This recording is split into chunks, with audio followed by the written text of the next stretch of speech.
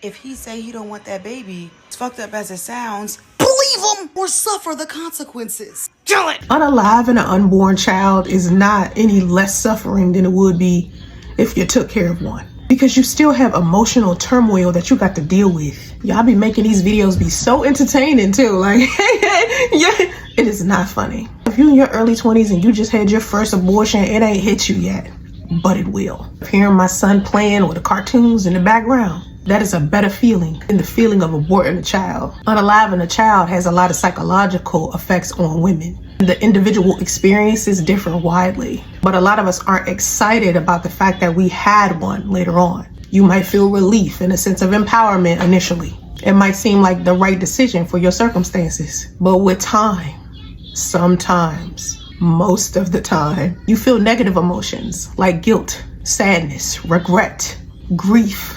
When I went through those procedures, I went through them for someone else. So it always makes me think back to, why wasn't I thinking about me? Everybody has their personal, cultural, and societal beliefs. And most of the women I know who are single mothers, they didn't necessarily want to be one.